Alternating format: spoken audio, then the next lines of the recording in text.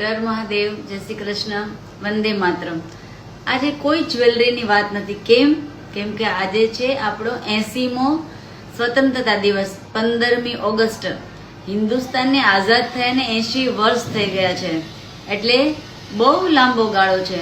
તો આજના જેન્ઝી માટેની એક નાની એવી વાત કે ભાઈ તમારા દેશે તમારા માટે શું કરેલું છે એવું નહીં વિચારો, તમે તમારા રાષ્ટ્ર માટે શું કરેલું છે। કમસે કમ ભારતના સંવિધાનના કાયદા, નિયમો, અનુશાસન એનું પાલન કરશો ને તો જરૂર દેશ આગળ વધશે। એમાં બધાનો સાથ સહકાર જોઈએ। સબકા સાથ સબકા વિકાસ બોલવાથી નહીં થાય, એનું પાલન કરવું પડશે। દેશના નિયમને અનુસરો, દેશની ભક્તિ તમારામાં કેળવો। ખાલી ઝંડા લઈને ફરવાથી નહીં થાય, ફક્ત ભગવા કપડાં પહેરવાથી નહીં થાય, એને આત્મસાત કરો।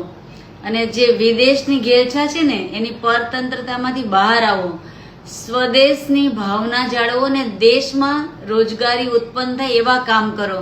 અને એટલે જ અમે લેબગ્રોન ડાયમંડ બનાવી રહ્યા છીએ, વેચી રહ્યા છીએ। કેમ કે હિન્દુસ્તાનમાં બનેલા હીરા છે, હિન્દુસ્તાનના રૂપિયા હિન્દુસ્તાનમાં રહે છે। આને જ દેશ હિતની ભાવના કહેવાય। જય હિન્દ, વંદે માતરમ।